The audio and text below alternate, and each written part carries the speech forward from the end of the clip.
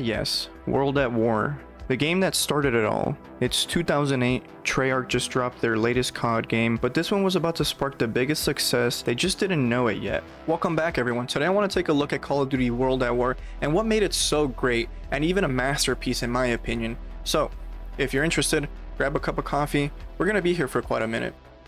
Starting the game, we're presented with this intro screen. It's overwhelming when you see it for the first time. It has real clips from World War II adding to the experience. Sitting in the main menu, we are also greeted by more eerie background music. I think this is where the nostalgia really sets in for me, if I'm being honest.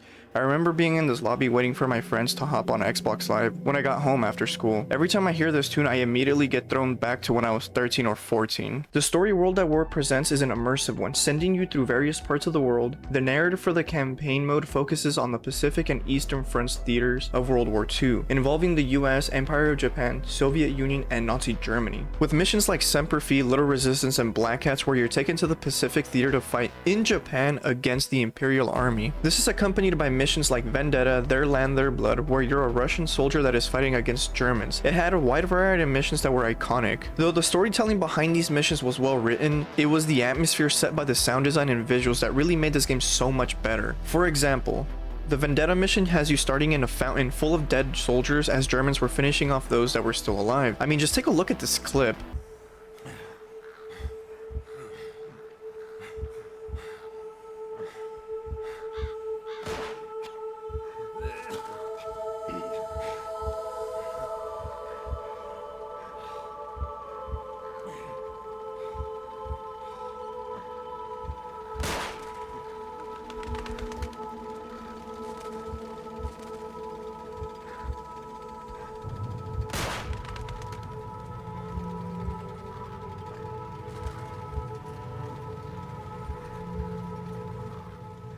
The sound, the tank rolling by, planes flying overhead, and even the crows with the soldiers that were walking around, finishing off the remaining soldiers that were still alive, really brings everything together and makes that scene so much better. Not only does it immerse you into the mission you're about to embark, it brings you into the horrors happening within the war, making the game feel even more terrifying. This can also be said for the Their Land, Their Blood and the Semper Fi intro. I mean, for Semper Fi, you're greeted by this scene. The guy in the background, the Japanese sergeant smoking the cigarettes, really sets the tone for this scene. It's supposed to make you feel uneasy, and World at War was not afraid to take you there. In storytelling, it's all about delivery, and World at War definitely knew how to deliver. But it wasn't just the way Treyarch presented this, it was also about how brutal the gameplay was. I would say that the World at War campaign was insanely unforgiving, not only because you could die to any random grenade, AI enemy shooting you, or getting caught off guard by anything in the game, but it was how people died as well. It was pretty gory for an old school 2008 game, especially for those who were under the rated age for the game like myself and others.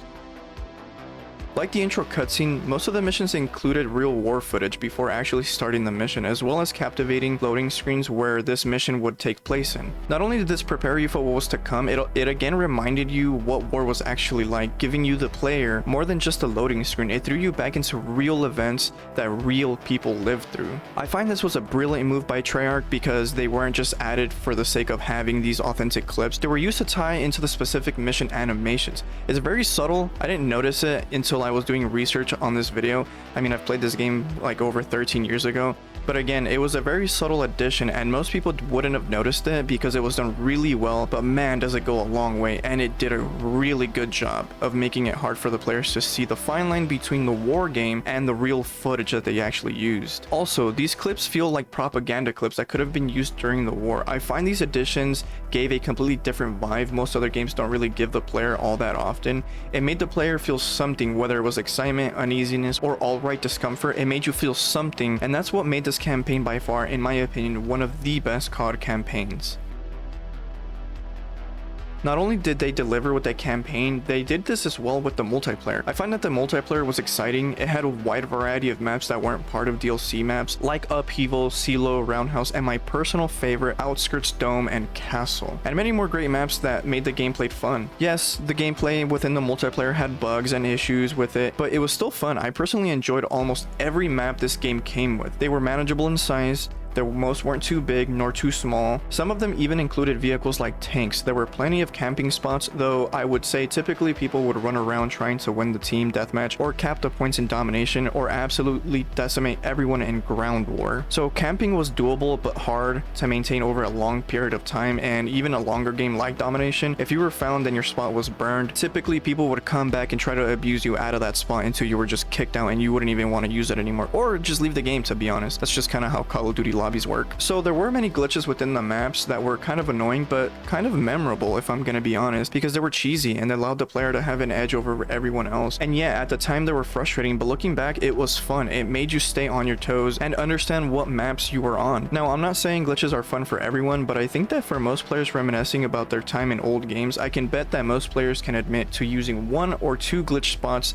It's just part of the gaming experience everyone has, and everybody partakes into them. Or even if you're frustrated, you're gonna look back at the glitches and some of the annoying parts and kind of just say, man, those were the old days. Though what I can say, just like camping, after you know most of these spots you were able to deal with them very quickly. If you played the game in its prime, then I'm sure you've seen or even used a lot of these glitches like I mentioned. But it was just about being in the moment and experiencing the entire game and multiplayer in its entirety. If you were not a fan of camping nor glitches, I find that the score streaks are what helped to mitigate this somewhat. Streaks like recon planes, artillery, and even dogs helped flush out those who were trying to camp or even exploit the game through glitches. Considering the streaks were only 3, 5, and 7 kills for the recon, artillery, and dogs respectively, it was not hard for anyone to acquire them. They weren't overly complicated, they didn't require your firstborn, and certainly didn't require you to give a ton of effort while trying to acquire these. While many may say that streaks that require the most effort are the most rewarding, I would agree, but World at War's approach made it a casual game. The streaks didn't sway the game in one way drastically. It was minimal enough to deal with and still have a chance to win the game for either side. Everyone could just jump on the game, run a few games, and have a great time for the most part at least. So I feel like the score streaks for World at War were a very good and somewhat balanced. Someone might say they were very unbalanced, but I think for an older game and a COD game that's very high pace, high intensity, it was done very well. Now again, looking at the multiplayer mode as a whole, I have to reiterate on the sound design. The announcers were spot on for each of the factions, the war cries when a team would successfully capture a zone, and the victory sounds used for each faction at the end of the game was appropriately used. Find them.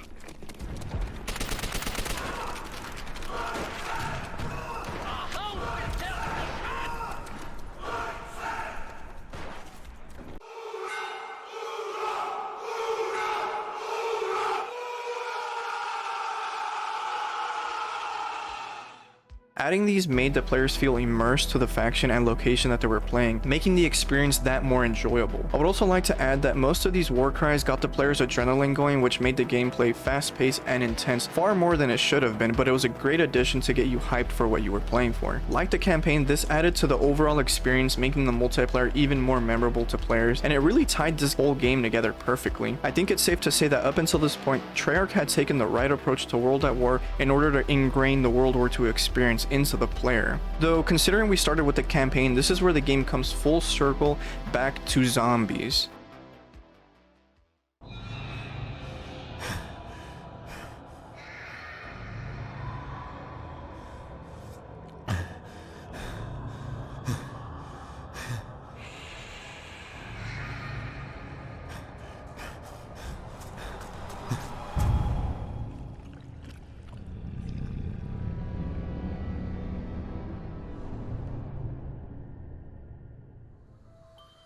This is the game no one wanted nor expected, but to be honest, everyone needed. Zombies was a new approach to COD. It set the precedent for World at War's future. While the campaign and multiplayer were set in stone, zombies offer replayability, continuous content, and in some ways, an addiction. Seeing that Knockdown on Titan was basic and a test for a new game mode, this map offered everything players needed to be hooked. It offered 2 floors, decent amount of windows, clearable debris, and the mystery box. Considering the setting for World at War, all of the weapons were World War II era. Well, at least all of them were. This is where players were first introduced to the ray gun, the fan favorite, the gun everybody loves. This weapon threw everybody off because it looks like it's not from this world. With its alien-like design, it was the most sought-after weapon in Call of Duty Zombies. Aside from that, it was also the adrenaline of high-round games, the struggle to stay alive within limited spaces and weapons. There was no doubt that this experiment was a success. Noct had done its job and hooked every World War player into wanting more from this game mode.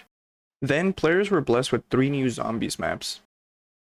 Varuk took what Noct had done and amplified it. Being based in an asylum, it was far more eerie than Noct was. It was a first map to include traps, multiple box locations, perks. These were the new additions that would carry through the rest of the maps that were to be released. Following Varuk, players received Shinonuma and Darice, which can arguably be considered the 2 best maps in World at War in my opinion, with Shinonuma featuring more traps and the new iconic Wonder WAW. And to be honest, the forgettable gondola. I always play this map and I forget that thing even exists. While Varuk was great, due to introducing new things, Shinonuma took that and amplified it even more. It also had the potential for higher rounds. Due to the simpler map design, it also made training zombies a lot easier. It also had a few glitches that allowed multiple guns through a perk exploit. There were some bugs that allowed players to jump on the huts, while this made it easy to stay alive. They were kind of just fun to try out. It also included a minor yet creepy Easter egg and the introduction of the element 115 stone off the map, but most importantly, it had introduced the 4 main characters in the zombies world. Tank, Richthof, and Nikolai and Takio made their first appearance, finally adding something a little bit more personal to the game and adding the player connection that would become important for the success of this game.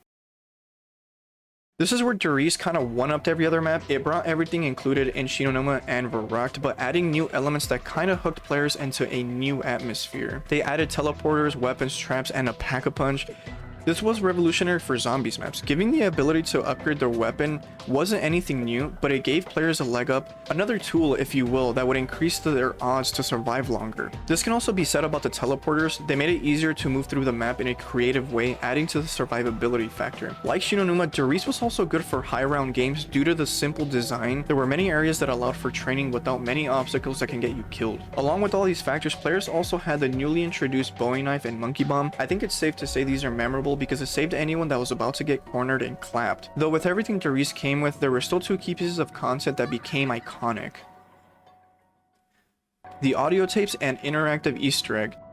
The Easter egg was simple and again an experiment. It consisted of tossing a monkey bomb into the fire, shooting something off in the distance with an upgraded weapon, and following and shooting monkeys throughout the map. That was it. There was nothing special to it, nor did it give any significance to the players at the time, but it presented an interactive Easter egg nonetheless. This is where we get into the tapes though. The tapes seem to be thought out as opposed to everything that came in with zombies. At this point, there was no way they just threw these in without writing a story for it, at least a basic one. Stand up. Stand up! Good. Look at me. Over here. Good. Now walk forward.